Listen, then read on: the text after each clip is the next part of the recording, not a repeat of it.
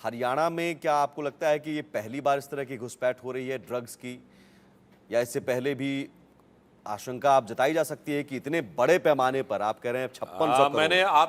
मैंने आपसे बिल्कुल, हमने आपसे जो बात कही कि 2006 से 13 के बीच में 768 करोड़ की सिर्फ ड्रग्स पकड़ी गई थी, जबकि पूरे भारत में मुंबई से लेके और पंजाब तक ड्रग का कारोबार था। हमारी सरकार आने के बाद 2014 से 22 के बीच में 20-22 हजार करोड़ रुपए की ड्रग्स पकड़ी गई है, और ये अकेला मामला 5600 करोड़ का है। आपको लगता है बहुत सामान्य बात है?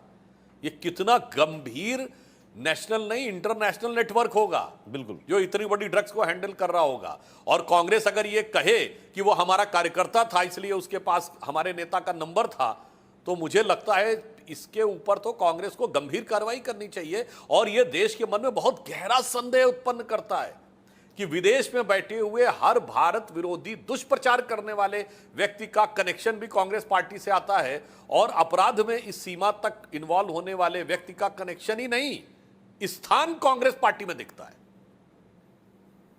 नहीं, मैं सवाल बिल्कुल पॉलिटिकल के साथ साथ सवाल ये भी करना चाहूंगा। आपने कहा पंजाब में जड़ें जम चुकी हैं और उन जड़ों को उखाड़ने की समय समय पर कोशिश या दावे होते रहे, अभी तक जड़ें उखड़ी नहीं हैं। हरियाणा में वो क्या पैर पसारने की कोशिश, आपने कहा पहले भी होती रही, 10 साल तक बीजेपी की सरकार थी, हमने उखाड़ने की कोशिश की, लेकिन अभी भी जो गिरोह है, जो सिंडिकेट है, वो हरियाणा में पैर पसार रहा है और उसके पीछे एक पॉलिटिकल सपोर्ट है।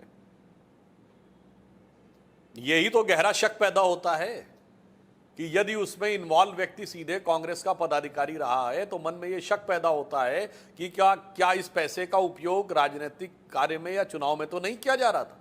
दूसरा, क्या किसी प्रकार की कोई अंडरस्टैंडिंग इस ढंग के गिरोहों से तो नहीं है कि यदि हमारी सरकार आ जाएगी तब आपको फ्रीली काम करने का मौका मिलेगा, जैसा कि पंजाब में उन्हीं के दौरे हुकूमत में स्थितियां यहां से यहां तक पहुंची थी। इसीलिए मैंने कहा जब पूरे देश में ड्रग्स की बाढ़ थी तो केवल 768 करोड़ पकड़ा जाता है 2006 से 13, और 2014 से 22 में 20,000 करोड़ पकड़ा जाता है। तो यह दर्शाता है कि मोदी सरकार आने के बाद कितनी सतर्कता बढ़ी थी।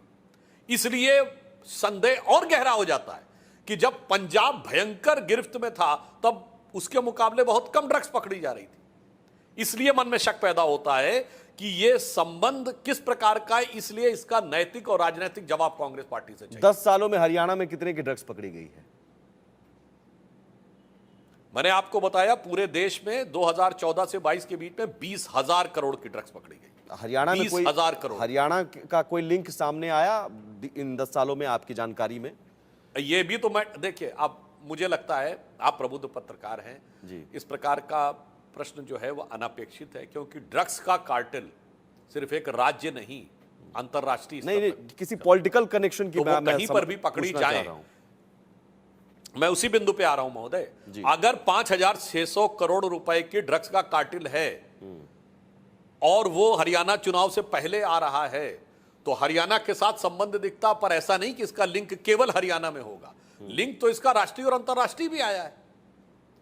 नहीं तो उसका कंजम्पशन कहां हो रहा, उसके साथ लिंक कहां है, वो सारी बात। जैसे वो तो एजेंसियां हैं। अगर पोर्ट के ऊपर कोई ड्रग पकड़ी गई है, मैं पॉलिटिकल की बात कर रहा हूं, पॉलिटिकल पर आ रहा हूं। हाँ, मैं उसी बिंदु पे आ रहा हूं। देखिए, मैं वही स्पष्ट कर रहा हूं आपको। जैसे ये एयरपोर्ट से आती है तो एयरपोर्ट दिल्ली में था, तो दिल्ली में पकड़ी जाएगी, तो सिर्फ दिल्ली के लिए थोड़ी आप कहेंगे दिल्ली प्रदेश में। अगर सी पोर्ट के थ्रू आती है तो सी पोर्ट्स पे बहुत बार ड्रग्स पकड़ी, तो आप सिर्फ तो कहेंगे जो तटीय राज्यों है उन्हीं से मतलब था ना। इसलिए मन में यह शक पैदा होता है कि ये इस ढंग के जो ड्रग कार्टेल हैं उसमें पहली बार देश के इतिहास में किसी राजनीतिक दल का पदाधिकारी जो बाकायदा लिखत पढ़त में पदाधिकारी रहा है, अब भले वो कहें अब नहीं है, अरे भाई 2 साल पहले तो आपने बनाया था, तो आपने हटा कैसे दिया, क्यों हटाया, वो अलग विषय है। ये अपने आप में बहुत गंभीर मामला। बिल्कुल, मैं उसी पर आ रहा हूं। और मुझे भी लगता आप अपनी अगर स्मृति पर जोर डालेंगे तो आप ऐसा कोई उदाहरण नहीं बता पाएंगे।